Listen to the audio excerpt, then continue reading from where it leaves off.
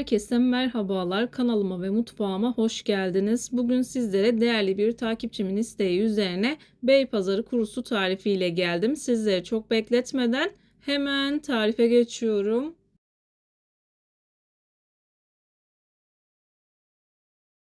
Tarifim için ilk olarak eritmiş olduğum sıcak tereyağını yoğurma kabının içerisine alıyorum. Yaklaşık 200 gram kadar kullandım. 1 bardak soğuk süt ekliyorum. Sıcak ve soğuk birleştiği zaman ılık olacaktır. Bir paket instant maya ekledim. Dilerseniz bir parça yaş maya da kullanabilirsiniz. Mayayı aktifleştirmesi için bir tatlı kaşığı kadar toz şeker ekliyorum. Şöyle bir karıştırdıktan sonra bir çay kaşığı tarçın ekliyorum. Bir tatlı kaşığı kadar mahlep, bir tatlı kaşığı kadar da tuz kullanacağım. Tuzu, unu biraz ekleyip yedirdikten sonra kullanıyorum.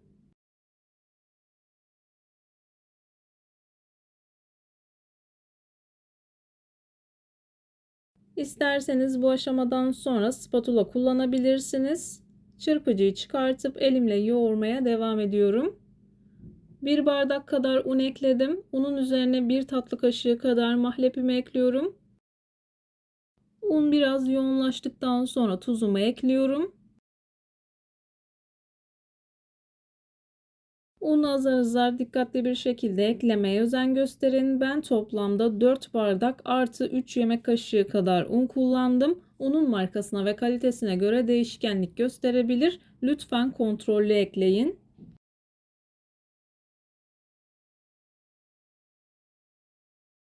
Hamurum hafif yoğunlaşmaya başladı. Bu aşamadan sonra tuzunu ekliyorum. Maya iyice dağıldı. Tuzunu da ekleyip yoğurmaya devam ediyorum. Bu tarifte unu ne kadar azar azar eklerseniz hamurun kıvamını o kadar güzel yakalarsınız. Hamur yumuşak değil, orta sertlikte bir hamur oluyor. İlerleyen dakikalarda hamurun kıvamını yakından göstermeye çalışacağım.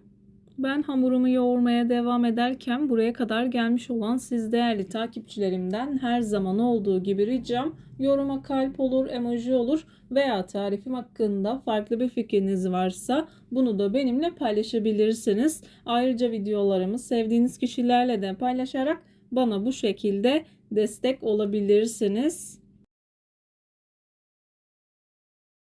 Hamurun kıvamı bu şekilde aşağı yukarı kurabiye kıvamında bir hamur oluyor. Dokusu sizi yanıltmasın, bu şekilde olması gerekiyor. Hazırladığınız zaman sizler de fark edeceksiniz. Pişmaniye kıvamında bir hamur. Biraz tel tel ayrılıyor. Yarım saat kadar dinlendirdim. Dinlenen hamuru şöyle bir toparlıyorum. Hamur kartı ile 4 eşit parçaya bölüp bezelerimi hazırlıyorum.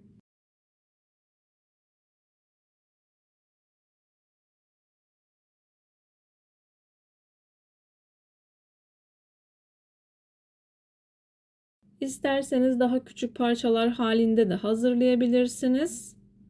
Ben hemen pratik olması için bu şekilde hazırladım. Bezeleri hazırlayıp kenara alıyorum. Rahat bir şekilde şekil vermek için bir 10 dakika kadar dinlendirdim. 10 dakika kadar dinlendirdikten sonra yavaş yavaş silindir şeklinde açıyorum. Hepsini yavaş yavaş büyütüyorum. Biraz büyüttükten sonra kenara alıyorum. Diğerlerini de sırasıyla aynı şekilde büyütüyorum. Dikkat edin, eğer elinizden hamur sert düşerse bu hamur biraz kurabiye hamuru gibi, eğer hamuru tutmazsa bu şekilde silindir şekline getiremezsiniz.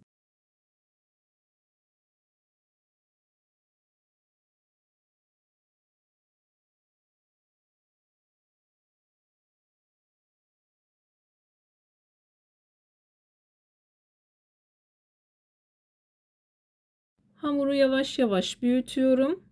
Videolarımda yapmış olduğum tariflerin elimden geldiği kadarıyla püf noktalarını vermeye çalışıyorum. Ama yine de aklınıza takılan herhangi bir şey olursa yorumlara yazarsanız gördüğüm zaman sizlere dönüş sağlarım. Yine aynı zamanda videonun altındaki açıklama kısmına malzeme listesini tam not olarak ekleyeceğim. Dilerseniz oradan da bakabilirsiniz. Elime aldığım hamuru ne kadar açılıyorsa o kadar açıyorum. Un kurabiyesi mutlaka hazırlamışsınızdır. O kalınlıkta olması yeterli olacaktır. Hatta birazcık daha ince. Yavaş yavaş büyütüyorum. Bu aşamada dikkat etmeniz gerekiyor. Yavaş yavaş kontrollü bir şekilde büyütün.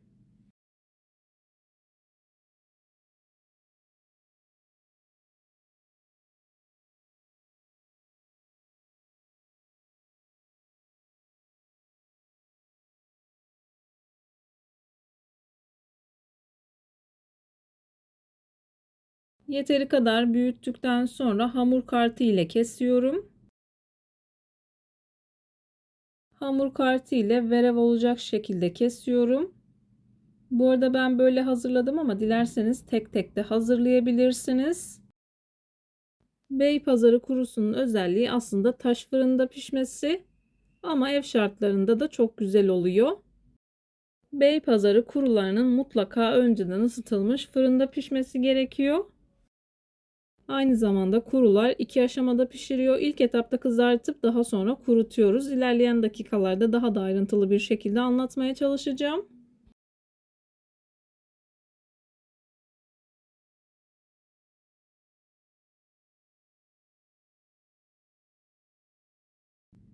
Tepsiye alıyorum. Bu arada fırınımı 180 dereceye ayarladım.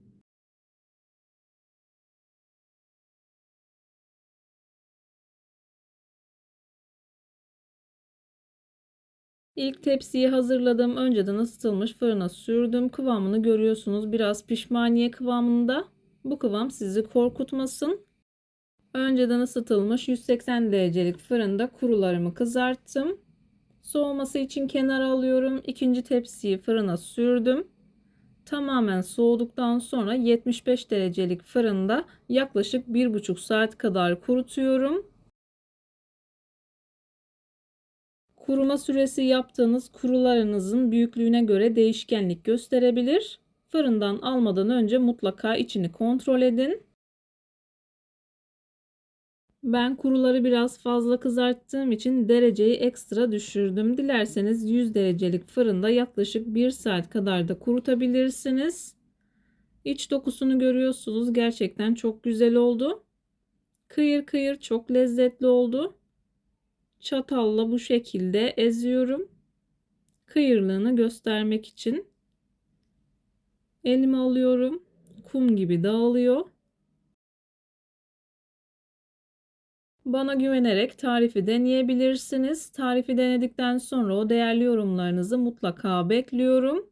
Videomu beğendiyseniz beğenmeyi, kanalıma hala abone değilseniz kanalıma abone olmayı, bildirim zilini açmayı lütfen unutmayın. Kendinize ve sevdiklerinize çok iyi bakın. Başka bir tarifte, başka bir lezzette görüşmek üzere. Hoşça kalın. Allah'a emanet olun.